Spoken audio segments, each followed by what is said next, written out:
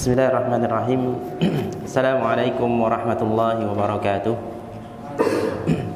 Innal hamdalillah nahmaduhu wa nasta'inuhu wa nastaghfiruh wa na'udzu billahi min shururi anfusina wa min sayyiati a'malina may yahdihillahu fala mudilla lahu wa may yudlil fala hadiya lahu. Asyhadu an la ilaha illallah wahdahu la syarika lahu wa asyhadu anna Muhammadan 'abduhu wa rasuluhu la nabiyya ba'dahu. Rabbi shrah li sadri wa yassir li amri wahlul 'uqdatam min lisani yafqahu qawli. Alhamdulillahil alamin. Ikhwafillah azani Allah wa iyyakum. Kita dipertemukan kembali oleh Allah Subhanahu wa taala dalam kajian kitab Al-Aqidah Al-Wasithiyah. Pada pertemuan sebelumnya kita telah membahas di halaman yang ketiga, yaitu tentang Al-Firqah An-Najiyah Al-Mansurah. Al-Firqah, kelompok An-Najiyah yang selamat, Al-Mansurah yang senantiasa ditolong oleh Allah Subhanahu wa taala.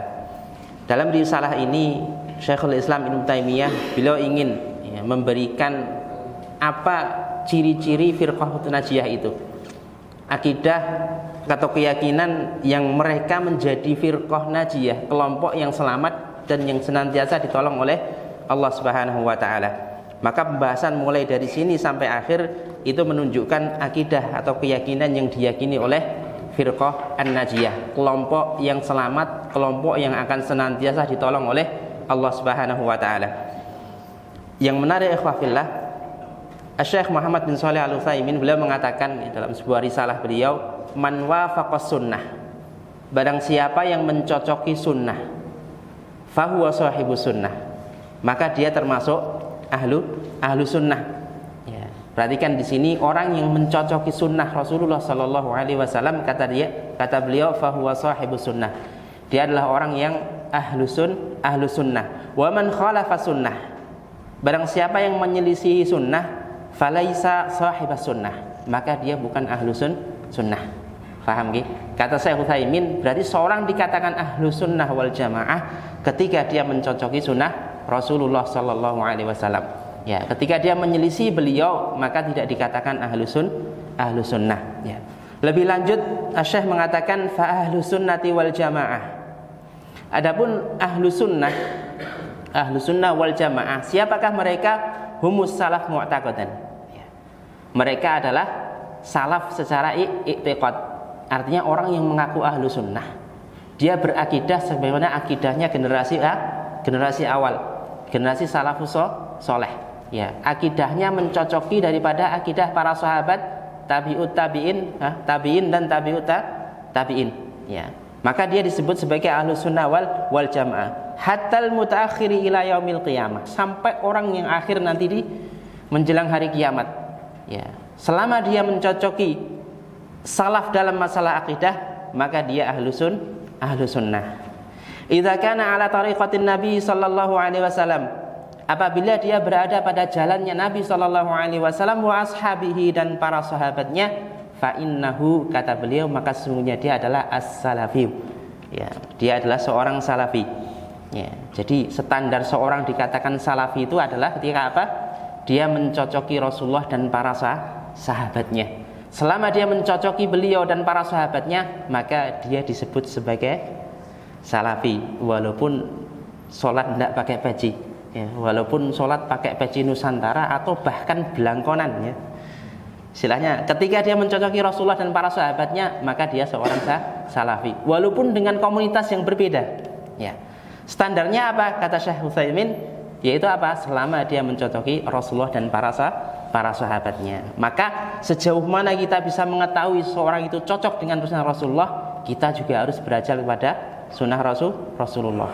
Dan kemarin pada pertemuan yang sebelumnya di akhir-akhir, tidak berlebihan kalau kita katakan sejauh mana seorang itu ittiba kepada salaf, ya, sejauh mana seorang itu bisa dikatakan salafi, dilihat dari sejauh mana dia bisa memahami dari kitab Al-Aqidah Al-Wasithiyah. Karena di sini ikhwafillah sekalian termasuk pokok-pokok akidah Ahlussunnah wal Jamaah. Ya, bahkan penulis Al-Imam Ibnu Taimiyah rahimahullah pada pertemuan sebelumnya kita sampaikan memberikan tenggang waktu bagi orang yang tidak sepakat dengan risalah ini, Masih ingat berapa kemarin? 3 tahun ya. 3 tahun untuk mendatangkan satu huruf saja dari tulisan beliau yang menyelisih para salaf.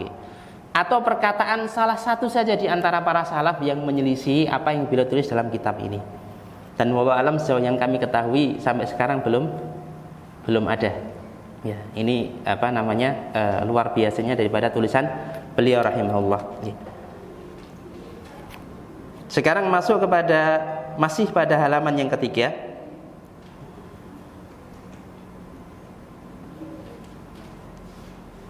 I'tiqadul firqatin najiyah, keyakinan atau akidah firqah yang selamat al-mansurah yang senantiasa ditolong ila yaumil qiyamah, sampai hari kiamat. Ahlu sunnati wal jamaah, mereka yang disebut sebagai ahlu sunnah wal jamaah, yaitu apa? Perhatikan di sini. Al-imanu billah, mereka beriman kepada Allah Subhanahu wa ta'ala. Al-imanu, beriman billahi, kepada Allah Subhanahu wa ta'ala. Wa malaikatihi, dan malaikatnya. Malaikat ini bentuk jamak, bentuk tunggalnya yaitu malakun. Wa kutubihi, dan kitab-kitabnya.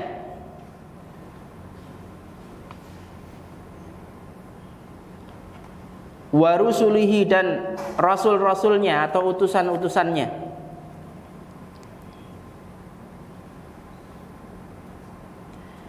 Wal ba'thi, dan kebangkitan ba'da, setelah al-mauti, kematian.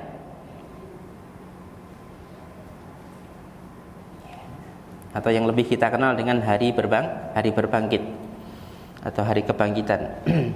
Wa, dan al-imanu, beriman bil qadari, dengan takdir,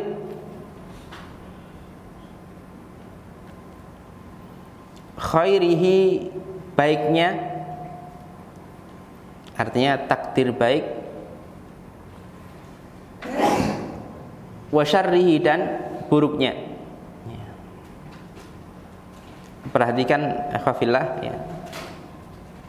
Akidah ahlu sunnah wal jamaah ya, yang beliau awali di sini, beliau menyebutkan rukun iman, yaitu mereka beriman kepada Allah, malaikatnya, kitab-kitabnya, rasul-rasulnya, hari berbangkit. Kemudian mereka juga beriman kepada takdir baik dan buruk.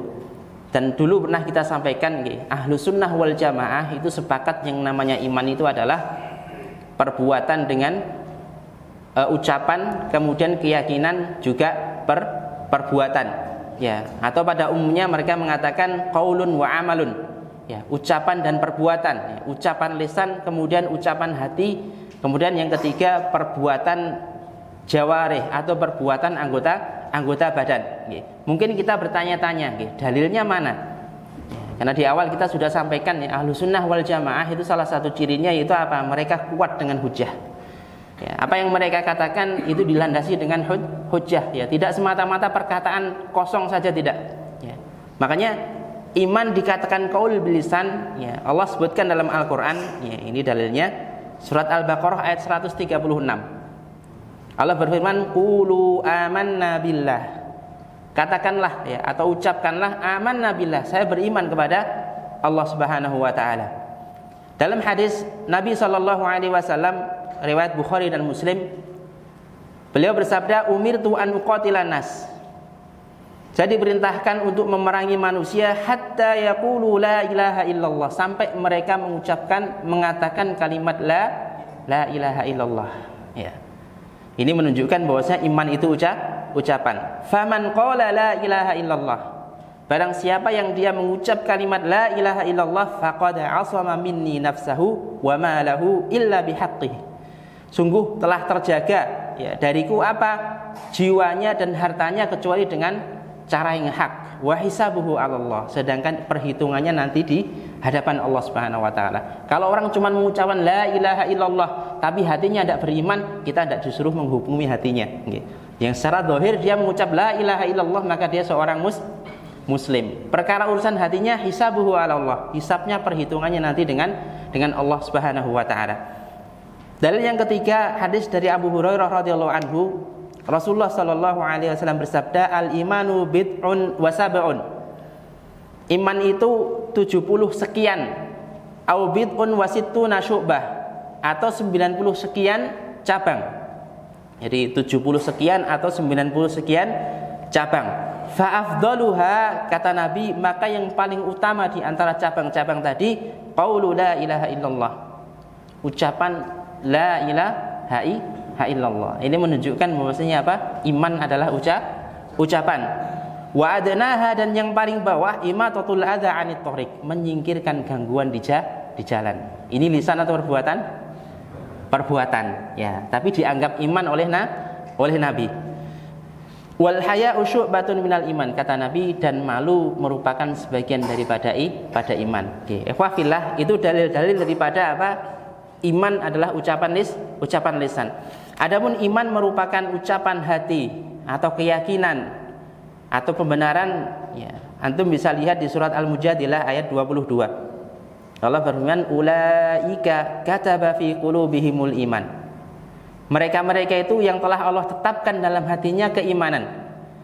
Kata Syekh Abdurrahman As-Sa'idi, Allah tetapkan, Allah masukkan keimanan dalam hati mereka, sehingga mereka meyakini la yatazalzal, dengan keyakinan yang tidak ada keraguan, tidak goyah. Wala tu'atsiru fihi syubah wasyukuk, dan tidak berpengaruh, ya, syubhat dan hal-hal yang meragukan. Ya, ini kondisi orang yang Allah tetapkan keimanan dalam hatinya. Berarti apa ya wafillah? Iman adalah keyakinan dalam hati. Kemudian juga hadis Nabi SAW tentang syafaat. Kata Nabi, fa'aqulu ya Rabb ummati ummati. Saya berkata, wahai Rabb, umatku umatku. Fayaqulu intalik fa'akhrij man kana fi qalbihi adana mithqala habba khardal min iman. Rasulullah berkata, ya Allah, umatku umatku. Maka Allah berfirman, ya, pergilah, ya, ke neraka, ya, keluarkan siapa orang yang di dalam hatinya ada iman yang paling lemah, iman yang paling bawah sekali. Ya, Nabi diperintahkan untuk mengeluarkan dari neraka, ya, menunjukkan iman itu dalam hati. Okay. Dan dalam ayat lain Allah berfirman juga, innamal mu'minuna alladzina idza dzukirallahu wajilat qulubuhum. Sungguhnya orang yang beriman itu apabila dia disebut nama Allah, wajilat qulubuhum, hati mereka bergetar. Ya, pertanyaannya, kalau kita disebut nama Allah bergetar tidak? Wah, jangankan bergetar, ya, ngereken aja mungkin enggak, saya ngereken kok. Buktinya ketika adzan Allahu Akbar, masih sibuk dengan urusannya masing-masing. Nah, ini berarti ada penyakit dalam hati kita. Ya. Wa idza tuliyat alaihim ayatu, dan apabila dibacakan ayat-ayat Allah Subhanahu wa taala, zadatum imana, imannya bertambah. Dibacakan sana ayat azab, maka tumbuh rasa takutnya kepada Allah, sehingga apa? Dia beribadah sungguh-sungguh kepada Allah. Ketika dibacakan ayat-ayat tentang surga, ya, tumbuh semangatnya untuk beribadah kepada Allah. Ya, optimisnya tumbuh kepada Allah Subhanahu wa taala, sehingga dia beramal lebih banyak lagi, ya. Ini membuktikan bahwasanya iman itu adalah ucapan dalam hati. Kemudian dalil yang ketiga, bahwasanya keimanan itu adalah amal perbuatan. Termasuk di sana thaharah, salat, puasa, zakat, berjihad, itu semuanya tergolong kepada iman, ya, disebut iman oleh Allah dan Rasulnya. Allah berfirman dalam surat Al-Hujurat, innamal mu'minuna alladzina amanu billahi wa rasulih. Sungguhnya orang-orang yang beriman itu adalah mereka yang beriman kepada Allah dan Rasulnya. Tsumma lam yartabu, kemudian tidak ragu. Wajahadu bi amwalihim wa anfusihim fi sabilillah, dan mereka berjihad dengan jiwa dan harta mereka di jalan Allah Subhanahu wa taala, ya. Maka sebagian ahli tafsir mengatakan wal jihadu min amal jawarih. Jihad merupakan termasuk amal anggota badan, dan dia termasuk pada keimanan. Makanya salah kalau orang mengaku saya beriman, ya, tapi tidak sholat, ya. Saya beriman, ya, tapi tidak melakukan perintah-perintah Allah dalam hal zahir, ya, maka imannya perlu dipertanyakan. Kemudian dalam surat Al-Baqarah ayat 143, Allah berfirman, wa ma kana Allahu liyudhi'a imanakum. Allah tidak akan menyia-nyiakan iman kalian, ya. Ayat ini turun ketika kaum muslimin zaman Rasulullah sallallahu alaihi wasallam Ya, waktu itu pertama kali menghadap ke Baitul Maqdis. Kemudian turun ayat untuk merubah posisi kiblatnya sehingga menjadi menghadap kepada Ka'bah. Ya. Dan Allah firmankan, wa ma kana Allahu liyudhi'a imanakum. Allah tidak akan menyia-nyiakan iman kalian. Maksudnya apa? Allah tidak akan menyia-nyiakan salat kalian. Dahulu salat kalian yang menghadap ke Baitul Maqdis tidak akan disia-siakan oleh Allah Subhanahu wa taala. Ya, kalau sekarang salat menghadap Baitul Maqdis sah atau tidak? Tidak sah ya, karena perintahnya menghadap ke Ka'bah ya. Dan Imam Bukhari rahimahullah pun beliau juga menulis dalam kitabnya bab as-sholatu minal iman. Salat merupakan bagian daripada keimanan. Pertanyaannya, ikhwafillah, salat itu adalah amalan hati atau lisan? Amalan anggota badan ya. Mencakup di sana amalan juga lisan ya. Doa-doa yang diucapkan dalam salat itu termasuk amalan lisan. Nah, seperti itu Allah katakan iman. Ini menunjukkan bahwasanya iman adalah perbuatan. Dan konsekuensi kita beriman, termasuk kita beriman kepada Allah Subhanahu wa taala, yaitu apa? Yaqtadi ibadatahu wa ikhlasu ad-din lahu. Konsekuensinya yaitu apa? Kita harus beribadah kepada Allah dan mengikhlaskan, memurnikan ibadah kepada Allah Subhanahu wa taala. Atau cara gampangnya, kalau kita mengaku sebagai orang yang beriman, yaitu apa? Kita mentauhidkan Allah dalam rububiyah, uluhiyah, dan asma wa sifat. Termasuk salah satu bentuk usaha kita ingin mentauhidkan Allah dalam asma wa sifat, yaitu mempelajari kitab Al-Aqidah Al-Wasithiyah ya. Kemudian wa minal imani, wa dan mina dari atau termasuk al-imani, keimanan,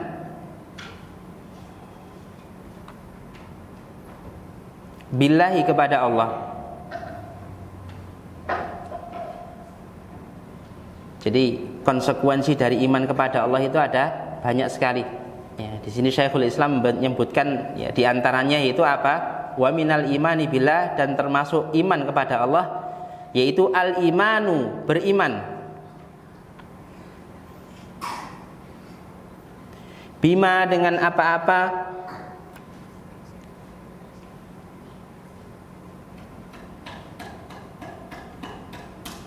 wasofa, Allah mensifati,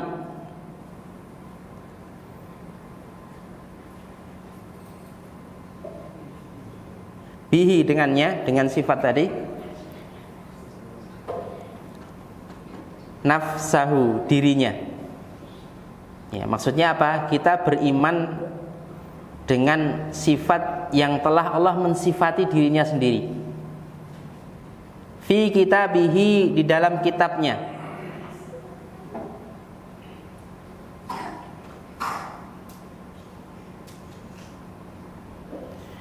Wa bima, dan dengan apa-apa,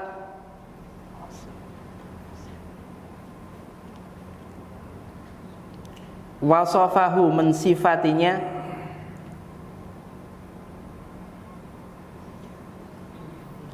bihi, dengannya, rasuluhu, rasulnya, Muhammadun sallallahu alaihi wasallam, Muhammad sallallahu alaihi wasallam. Termasuk keimanan kepada Allah yaitu kita mensifati Allah sebagaimana Allah mensifati dirinya sendiri ya, dan yang sebagaimana Rasulullah mensifati Allah. Maka kabar tentang Allah kalau tidak bersumber dari Allah sendiri atau dari Rasulullah Shallallahu Alaihi Wasallam, maka kita tidak menerima ya. Kenapa? Hakikatnya Allah yang paling tahu dengan sifatnya sendiri ya. Ada tidak di dunia ini yang lebih tahu daripada Allah tentang diri Allah? Tidak ada ya. Allah Maha tahu tentang dirinya sendiri. Yang kedua, yang mengetahui Allah ya, setelah itu dari makhluknya yaitu Rasulullah Shallallahu Alaihi Wasallam. Maka ahlu sunnah wal jamaah ya menetapkan sifat-sifat dan nama Allah sebagaimana yang Allah tetapkan dan Rasulullah tetapkan. Okay. Pada kalimat ini kata Syekh Muhammad bin Shalih Al Utsaimin ada beberapa faedah ya, atau dasar-dasar yang wajib kita ketahui ya, dari kalimat ini ya, wa minal imani billah al imanu bima wasafa bihi nafsahu fi kitabihi wa bima wasafahu bihi rasuluhu Muhammad sallallahu alaihi wasallam. Ini ada beberapa kaidah atau beberapa dasar-dasar yang perlu kita ketahui. Yang pertama, bahwasanya termasuk keimanan kepada Allah, yaitu beriman terhadap apa yang Allah mensifati dirinya sendiri. Ya. Maksudnya apa? Tidak ada seorang pun yang mengetahui tentang pribadi Allah kecuali Allah Subhanahu wa taala. Maka kita tidak boleh ya mensifati Allah Subhanahu wa taala sesuatu yang Allah tidak mengatakannya. Ya. Maka kita contohkan lagi ya. Allah mengatakan lewat lisan Rasulullah Shallallahu Alaihi Wasallam bahwa Allah turun di sepertiga malam terakhir. Ini yang mengatakan siapa? Rasulullah SAW. Ya, berarti termasuk daripada keimanan kita mensifati Allah sebagaimana yang disifati Rasulullah. Rasulullah katakan Allah diturun di sepertiga malam terakhir. Kita tetapkan seperti itu. Ya, bahwasanya Allah turun di sepertiga malam terakhir. Makanya Al-Imam Malik rahimahullah ketika ditanya tentang istiwa, beliau memberikan satu kaidah yang bisa kita praktekkan ya, dalam menjelaskan sifat-sifat Allah Subhanahu wa taala. Ketika beliau ditanya tentang istiwa atau bersemayam Allah Subhanahu wa taala, apa jawab beliau? Al-istiwa'u ma'lum. Istiwa itu maknanya diketahui. Ya, maklum. Ya, ini yang membedakan antara ahlu sunnah dengan ahlu tafwid. Ya, ahlu tafwid itu orang yang memasrahkan maknanya kepada Allah. Mereka meyakini maknanya yang tahu hanya Allah. Hatta Rasulullah yang menyampaikan tidak tahu maknanya. Nah ini parah ya. Kata Ibnu Taimiyah, madhab tafwid ini lebih parah ya. Al istiwa'u ma'lum. Istiwa atau bersemayam itu diketahui ya. Wal kaifiyatu majhulah. Dan bagaimana bentuk istiwa tadi, sifat istiwa tadi majhulah, tidak ada yang tahu ya, karena ini perkara yang ghaib. Was-su'alu anhu bid'ah. Dan menanyakan tentang masalah istiwa tadi termasuk bid'ah. Kita praktekkan di sini ikhwafillah. Ya. Turunnya Allah di sepertiga malam terakhir maklum enggak? Maklum ya. Kita mengetahui kan mana turun kan? Turun sudah. Orang umum tahu sudah. Ya. Wal kaifiyatu majhul atau majhulah. Bagaimana turunnya Allah enggak ada yang tahu. Nah, kalau kita ingin mempraktekkan kaidah daripada Imam Malik rahimahullah ya. Bagaimana turunnya Allah maka enggak ada yang tahu. Was-su'alu anhu bid'ah, dan menanyakanlah perkara bid'ah ya. Contoh yang lain semisal Allah mengkabarkan Allah punya tangan. Coba kita praktekkan kaidah Imam Malik ini ya. Tangan Allah itu maklum. Ada yang tahu? Tidak tahu di sini apa namanya tangan? Tahu semua kan? Ya, maklum ya. Artinya maknanya diketahui. Wal kaifiyatu, dan bagaimana tangan Allah bentuknya, kemudian sifatnya dan sebagainya majhulah. Tidak ada yang tahu. Yang terakhir apa? Wasu'alu anhu bid'ah. Menanyakan tangan Allah itu kayak apa ya? Ya, besar atau kecil ya? Ya, bentuknya kayak apa lah? Ini bid'ah. Satu hal yang dilarang di dalam agama. Contoh yang ketiga yaitu murka Allah Subhanahu wa taala. Ya, sebenarnya disebutkan dalam hadis as-shadaqatu khafiyah tudfi'u ghadabar rabb. Sedekah yang dilakukan secara sembunyi-sembunyi bisa memadamkan amarah atau murka Allah Subhanahu wa taala. Berarti Allah menetapkan dirinya mempunyai sifat marah ya. Dan sifat marah ini alhamdulillah bukan satu kelemahan nggih. Ya, ada yang meyakini sifat marah itu satu kelemahan. Ya. Dalam satu sisi ini termasuk sifat kesempurnaan. Kita punya suatu perusahaan yang luar biasa ya, istilahnya penjualannya. Ya, ada karyawan yang di sana datang saenake dhewe. Ya, jam kerja tidak datang tepat waktu, pulang juga belum jamnya. Ya, kalau si manajer tidak marah, kira-kira masuk akal tidak? Tidak masuk akal ya. Oh, ini berarti si manajer ini rada error ini ya. Ada karyawan seperti ini dibiarkan, dia tidak marah. Ya, maka sifat marah dalam satu sisi merupakan kesempurnaan, apalagi miliknya Allah Subhanahu Wa Taala. Ya, Allah menetapkan punya sifat murka. Kita praktekkan kaidah Imam Malik rahimahullah. Ya. Murka Allah itu maklum, paham kan? Paham. Wal kaifiyatu majhulah. Bagaimana Allah murka? Nah, itu majhulah. Kita tidak tahu. Wasu'alu anhu bid'ah. Ya, dan menanyakan adalah perkara bid'ah. Nggih. Faedah yang kedua, bahwanya sifat Allah Subhanahu wa taala termasuk perkara ghaibiyah, perkara gaib. Yang mana perkara gaib ya tidak ada yang mengetahui kecuali Allah Subhanahu wa taala. Adapun Rasulullah SAW pun beliau mengetahui karena kabar yang telah Allah berikan kepada Rasulullah SAW. Ya. Maka wajib bagi setiap muslim ya ketika menghadapi perkara yang gaib apa? Dia beriman dengannya ya sesuai dengan apa yang datang dan tanpa keluar sedikit pun dari batasan-batasan nas syar'i. Ya, sekali lagi Allah punya tangan, sudah kita tetapkan Allah punya tangan karena nasnya seperti itu. Tidak kita tambahi, tidak kita kurangi. Ya. Al-Imam Ahmad beliau mengatakan la yusafullahu illa bima wasaba bihi nafsahu aw wasafahu bihi rasuluhu la yutajawazul Qur'an wal hadits. Ya. Allah Subhanahu wa taala tidak disifati kecuali sebagaimana Allah mensifati dirinya sendiri dan sebagaimana pula Rasulullah mensifati Allah Subhanahu wa taala, tidak lebih atau tidak melampaui daripada Al-Qur'an dan hadis. Artinya apa? Kita menetapkan sesuai dengan Al-Qur'an dan hadis, ya. Satu contoh lagi, ya, Allah menetapkan punya tangan, ya. Dalam Al-Qur'an Allah sebutkan bal yadahu mabsuutatan yunfiqu kaifa yasha. Ya, bahkan kedua tangan Allah itu terbentang, ya, memberikan rezeki kepada hambanya sebagaimana yang Allah berikan. Ya, dari dulu sahabat ketika mendengar ayat ini kira-kira tanya enggak? Tangan Allah, oh enggak, itu bukan tangan Allah itu. Ya, nah, terus tangan siapa? Ya, oh maknanya bukan tangan Allah. Ya. Makanya dalam keterangan lain Ibnu Taimiyah rahimahullah, ya, beliau sampai mengatakan, ya, tidak ada satu salaf pun yang mereka mempertanyakan tentang sifat-sifat Allah Subhanahu wa taala. Termasuk di sini tentang tangan Allah Subhanahu wa taala. Ketika turun tentang masalah ayat ini, tidak ada sahabat yang mengatakan, "Ya Rasulullah, itu bukan tangan Allah." Ya, itu bukan tangan hakiki. Ya. Maka dari sini sekali lagi wafilah, ini perkara gaib. Ya, perkara yang hanya Allah Subhanahu wa taala, maka kita tetapkan sebagaimana Allah menetapkan. Ayat yang lain was-samawati matwiyatum biyaminih.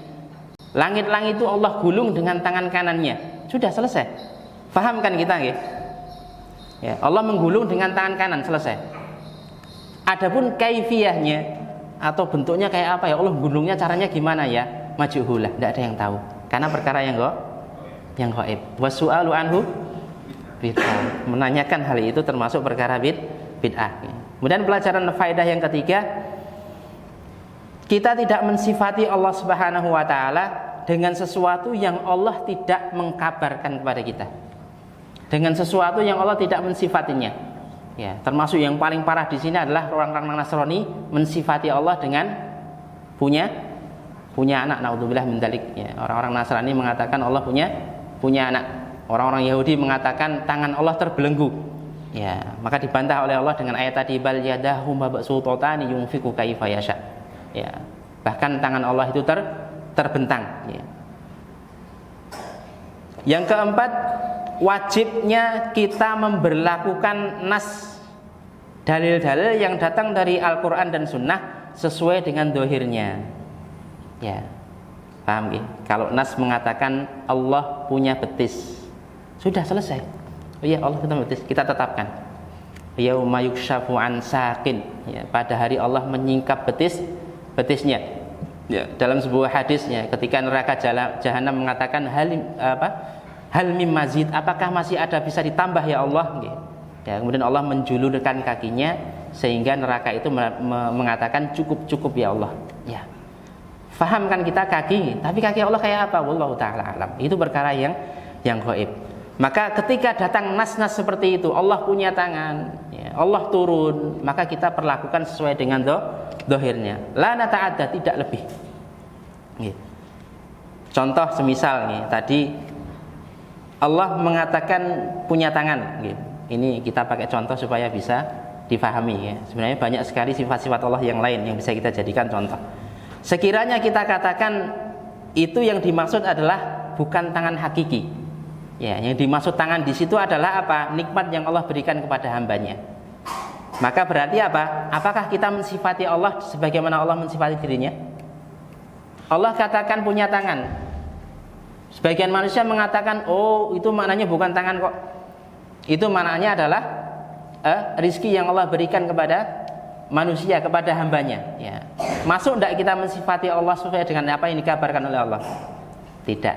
Ya, berarti kita menyelisih akidah salafus as-saleh, ya. Kemudian yang keenam, ikhwafillah,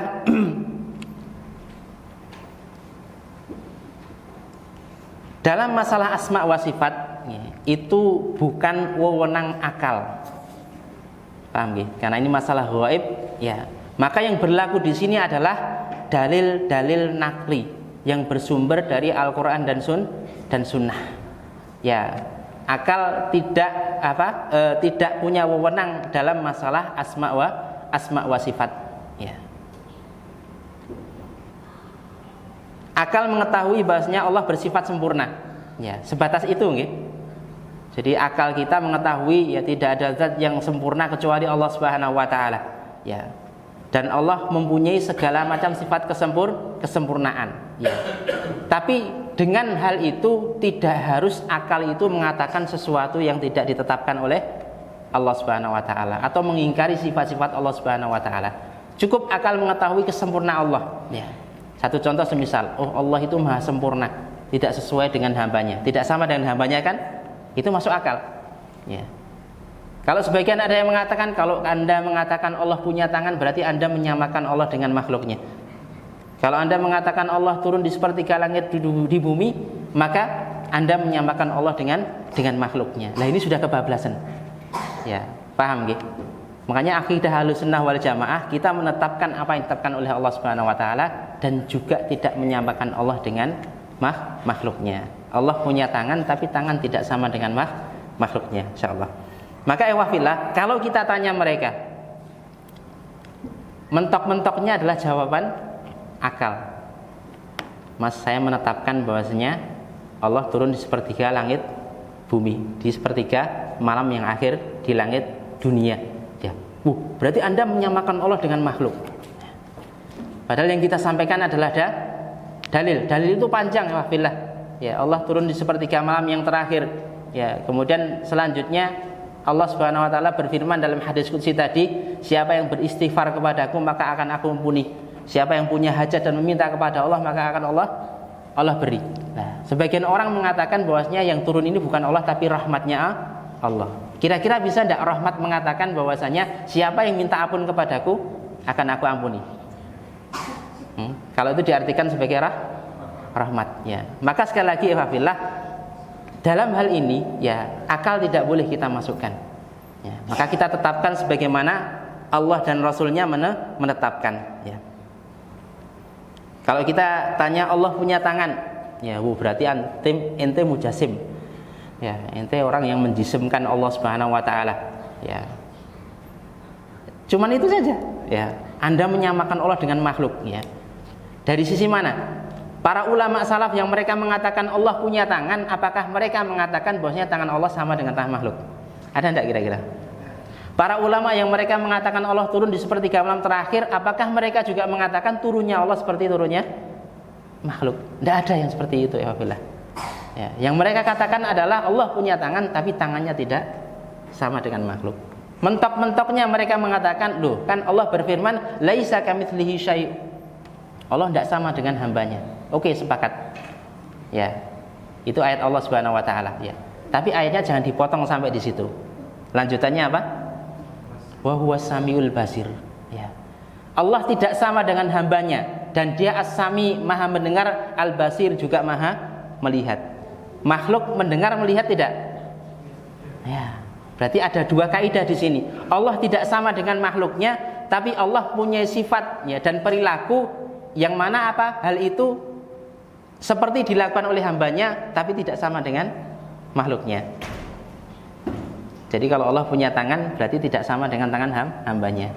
Allah mendengar tidak seperti makhluknya mendengar. Oke, semoga bisa dipahami. Kemudian kita lanjutkan, bima wasofa bihi rasuluhu. Tadi, nggih. Dan dengan apa-apa wasofahu mensifatinya, bihi dengannya, rasuluhu rasulnya Muhammad sallallahu alaihi wasallam. Ikhwafillah, Rasulullah sallallahu alaihi wasallam mensifati Allah Subhanahu wa taala itu kadang dengan perkataan, kadang juga dengan perbuatan, kadang juga dengan takrir atau persetujuan. Ya, salah satu contoh ketika Rasulullah menetapkan sifat ulu, Allah tinggi. Ya, Allah tinggi di atas arsy, ya, tinggi di atas makhluk-makhluknya. Ya, dalam sebuah hadis riwayat Ibnu Mas'ud radhiyallahu anhu, Nabi bersabda, "Wallahu fawqal arsy." Allah berada di atas arsy. Ya. Ucapan beliau sallallahu alaihi wasallam menegaskan bahwasanya Allah tinggi di atas arsy. Ya. Dalam riwayat lain, "Ala ta'manuni, tidakkah kalian beriman kepadaku atau percaya kepadaku? Wa ana aminu man fis sama." Aku adalah orang kepercayaan yang ada di langit. Ya. Jelas tidak ini lafal? Jelas sekali ya. Ya, Rasulullah mengisyaratkan atau menetapkan uluwullah, tingginya Allah di atas makhluk, di atas arsy itu dengan ucapan. Adapun dengan perbuatan, ya, sebagaimana hadis dalam riwayat Muslim dari sahabat Jabir bin Abdullah, ya, ketika Nabi berkhutbah di padang Arafah dan waktu itu pada haji wada, ya, beliau mengangkat telunjuknya ke langit, ya, dengan mengatakan Allahumma fashhad, ya Allah saksikanlah. Ini mengisyaratkan bahwasanya Allah itu di atas, ya, bukan di bawah. Ya, berarti penetapan Rasulullah tentang posisi Allah itu dengan perbuatan, yaitu beliau mengisyaratkan dengan tangannya ke atas. Dan ikhwafillah yang menarik, ya, jumlah peserta haji wada pada waktu itu kurang lebih sekitar 100.000 orang. Dan mereka ketemu Rasulullah, berarti para sahabat. Tidak ada yang satupun protes kepada Nabi. Ya Nabi, kenapa kau katakan Allah di atas? Ya, bukankah Allah tidak bertempat? Ya, bukankah Allah tidak terikat dengan tempat? Sepakat ya, Allah tidak terikat dengan tempat. Ya, tapi yang mengabarkan Allah di atas siapa? Allah dan Rasulnya. Maka kita tetapkan. Segampang itu insya Allah kita Ahlussunnah wal Jamaah. Dari sekian 100.000 orang tadi, ini juga menunjukkan bahwasanya Allah di atas arsy, Allah di langit, itu merupakan ijma salaf. Ya, kesepakatan dari generasi terbaik.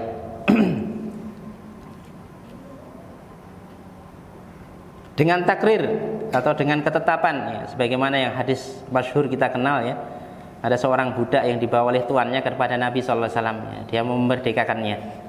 Kemudian Rasulullah mengajukan pertanyaan kepada budak tadi, Aina Allah, di mana Allah? Ya, maka budak tadi menjawab fis sama, ya, Allah di langit. Kemudian Rasulullah bersabda, man ana, siapa aku? Kata dia, anta Rasulullah, engkau adalah utusan Allah. Kata Nabi SAW, a'tiqha fa innaha mu'minah. Ya, merdekakan dia, karena sungguhnya dia adalah seorang yang mukmin. Ya, Rasulullah menilai keimanan seorang daripada keyakinan dia bahwasanya Allah bersemayam di atas arsy atau Allah di langit. Ya. Yang menarik hadirin rahimakumullah, Al-Imam Abdul Ghani Al-Maqdisi, beliau salah satu ulama mazhab Hambali. Beliau mengatakan, "Wa man ajhalu jahlan." Ya. Betapa orang itu sangat bodoh sekali. Ya, betapa bodohnya seorang, wa askhafu aqlan, dan betapa lemahnya akal seorang itu, wa adallu sabila, dan betapa sesatnya jalan seseorang itu, mimman yaqulu innahu la yajuz an yuqal ainallah. Ya. Daripada orang yang mengatakan, ya, atau orang yang mengatakan tidak boleh orang itu mengatakan di mana Allah. Maka orang yang melarang mengatakan di mana Allah, kata Abdul Ghani Al-Maqdisi, ya, apa? Ajhalu jahlan, orang yang paling bodoh. Askhafu aqlan, akalnya paling lemah. Adallu sabila, jalannya paling sesat. Ya, ini ulama kita, ya, ulama mazhab Hambali. Ya. Maka kalau kita tidak ingin dikatakan sebagai orang bodoh atau akalnya lemah, ya, tidak masalah kita mengatakan di mana Allah, kan. Ya, sedangkan di sini budak ketika ditanya oleh Rasulullah sendiri yang mengatakan di mana Allah Subhanahu wa taala, ya. Al-Imam Dzahabi rahimahullah dalam kitab beliau Al-Ulu, beliau mengatakan wa hakadza ra'ayna kullaman yus'al. Ya, beginilah ketika kita melihat setiap orang yang kita tanya, aina Allah, di mana Allah? Apa kata beliau? Yubadiru bi fitratihi wa yaqulu fis sama. Ya. Dengan fitrahnya dia segera menjawab Allah di langit. Ya, bahkan umumnya orang Arab orang awam ketika berdoa apa? Dia mengangkat tangan, melihat ke atas atau ke bawah? atau ke samping. Enggak kan? Nah itu fitrah ya wabillah. Ya, karena hakikat fitrah kita adalah bertauhid, mengisahkan Allah Subhanahu wa taala. Kemudian lanjutannya min ghairi, dari selain, atau boleh diartikan tanpa.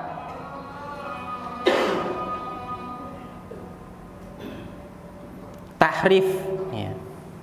Tahrif itu mengubah baik lafaz ataupun makna. Jadi kita beriman dengan sifat yang telah Allah dan Rasul tetapkan tanpa apa? Merubahnya ya. Baik lafadznya ataupun maknanya. Makna turun jelas, tidak perlu dirubah lagi dengan rahmat ya. Makna tangan jelas, tidak perlu dirubah lagi dengan kekuasaan. Wala, dan tidak pula ta'til. Ta'til itu meninggalkan atau membiarkan secara bahasa. Maksudnya yaitu mengingkari nama dan sifat-sifat Allah yang telah Allah tetapkan pada dirinya. Ya, sebagian ulama mengatakan makna dari takwil ya, secara negatif itu berarti dia bermakna ta'til. Ya, makna mentakwil ayat Allah Subhanahu wa taala atau sifat Allah, ya, itu ketika tanpa ilmu maka dia bermakna ta'til, menghilangkan atau mengingkari sifat-sifat Allah Subhanahu wa taala, ya. Wa min ghairi, dan dengan selain atau tanpa.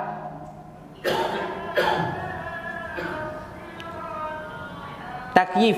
Nah, takyif itu menanyakan bagaimananya atau menyebut cara tentang bentuk dan sifatnya. Maka ketika Allah menetapkan Allah punya tangan, Allah punya betis, ya sudah kita tetapkan tanpa mempertanyakan bagaimana bentuknya, bagaimana sifat tangan Allah tadi, ya. Wala, dan tidak pula tamtsilin. Tamtsil itu membuat misal atau menyamakan. Ya, semisal Allah turun ya tapi tidak seperti turunnya makhluk. Lah ini tanpa tamtsil ya. Tapi kalau kita mengatakan Allah turunnya seperti makhluk, maka berarti tamtsil, menyamakan Allah dengan makhluk, dan tidak ada satupun ulama salaf yang mengatakan hal ini. Allah memiliki wajah tapi tidak seperti wajahnya para makhluk ya. Allah memiliki tangan tapi tidak seperti tangannya makhluk. Dan insya Allah wafillah penjelasan yang agak sedikit terperinci tentang tahrif, ta'til, takyif, tamtsil ini insya Allah kita akan sampaikan di pertemuan yang akan datang insya Allah. Semoga bisa difahami. Mungkin ada yang kurang paham atau ingin ditanyakan, tafadhalu. Ya. Okay. Yang mengatakan golongan yang selamat di antara golongan-golongan yang sesat itu siapa? Rasulullah Shallallahu Alaihi Wasallam. Dan beliau memberikan cirinya di sana. Umat Islam terbagi menjadi berapa? 72 atau 3? 73 golongan. Ya. Di antara sekian itu cuma satu yang selamat. Ya. Kata Nabi, ma'ana alaihi wa ashabi. Yang mana golongan tadi, di sana ada aku dan para sahabatku. Ittiba kepada Rasulullah dan para sahabat. Maka golongan apapun ya, ketika mereka berittiba kepada Rasulullah dan para sahabatnya, maka dia termasuk golongan selamat. Dan kata Syekh Utsaimin tadi, ahlu sunnah atau seorang dikatakan salafi selama dia mengikuti jalan daripada Rasulullah dan para sahabatnya. Jadi standarnya ini ya. Kalau dikatakan salafi adalah generasi yang atau kelompok yang mereka yang paling selamat. Kalau artinya mereka salafi ini adalah mengikuti Rasulullah dan para sahabatnya, ya. Nggih. Paham nggih? Ya. Jadi ketika seorang siapapun dia, walaupun dia tidak ngaku salafi, tapi yang diikuti Rasulullah dan para sahabatnya, maka hakikatnya dia salafi. Hakikatnya dia masuk kepada kelompok yang ditolong dan diselamatkan oleh Allah Subhanahu wa taala, ya. Pertanyaan yang kedua, bosnya apakah salafi itu pemegang kunci surga? Tidak ada yang memegang kunci surga. Ya. Yang berhak masuk surga itu Allah Subhanahu wa taala. Bahkan Rasulullah sendiri pun tidak punya hak untuk memasukkan ke dalam surga. Ya. Kenapa kok kadang orang berpikir, oh, salafi itu pemegang kunci surga? Ya. Karena mungkin salah persepsi saja nggih, wafillah. Ya. Kita nyampaikan bahwasanya generasi yang mengikuti Rasulullah dan para sahabatnya disebut sebagai salafi. Ya, maka salafi adalah golongan yang Yang selamat. Golongan yang selamat berarti dia akan ditolong oleh Allah dan masuk surga. Yang dipotong bagian akhirnya, oh salafi masuk surga. Berarti cuma salafi saja. Wah, berarti pemegang kunci surga. Masya Allah. Kalau kita lihat di internet, ternyata pemegang kunci surga itu tidak hanya salafi saja. Ya, bahkan ada orang yang mengatakan wis melu kelompok ini wis koyo agama wis ini. Perkara orang bukan kelompok kita masuk surga itu karena ditolong oleh kelompok kita. Lah, sebenarnya siapa yang memegang kunci surga? Ya, melemparkan tuduhan tapi dia melakukan tuduhan itu sendiri. Maka ikhwafillah, standarnya sebagaimana dikatakan Syekhul Ibnu Utsaimin tadi, ya, selama dia mencocoki Rasulullah dan para sahabatnya dalam masalah akidah. Perhatikan di sini, ya. Kata Nabi beliau dalam masalah akidah, maka dia seorang ahlusun. Nah, atau kalau tidak mau dikatakan ahlussunnah, dia mengaku salafi, silahkan dia mengaku salafi. Ya, maka dari sini ahlussunnah wal jamaah itu adil. Ya, selama akidahnya sesuai dengan para sahabat Rasulullah SAW, walaupun dia ahli maksiat, maka kita tidak boleh mengeluarkan dia dari lingkaran ahlussunnah, tidak boleh. Ya, hanya gara-gara maksiat dan itu bukan masalah akidah, kita keluarkan, oh dia bukan orang sunnah. Oh dia bukan ahlu sunnah. Lah kita ini termasuk membuat kelompok baru ya, ahlu tahdzir wal jamaah. Ya sukanya mentahdzir berkelompok-kelompok. Ya. Padahal tahdzir yang dilakukan serampangan. Dan ikhwafillah, ini salah satu sifat khawarij. Ya. Apa itu sifat khawarij? Tasarruk, tergesa-gesa dalam memberikan vonis. Orang melakukan kemaksiatan sedikit langsung divonis. Orang melakukan kemaksiatan sedikit langsung divonis, oh dia bukan ahlu sunnah. Siapa kita? Kita bukan Imam Zahabi. Ya, kita juga bukan ahlu jarh wa ta'dil. Ya, yang perlu kita ketahui adalah standarnya. Seorang dikatakan sebagai seorang salafi, yaitu selama dia mencocoki Rasulullah dan para sahabatnya. Sejauh mana kita mencocoki mereka, maka pelajarilah ilmu. Ya, salah satunya kita mempelajari kitab Al-Aqidah Wasithiyah. Ya, saya kira cukup insyaallah nggih. Satu itu aja. Kurang lebihnya saya minta maaf. Kita akhiri dengan doa penutup majelis. Assalamualaikum warahmatullahi wabarakatuh.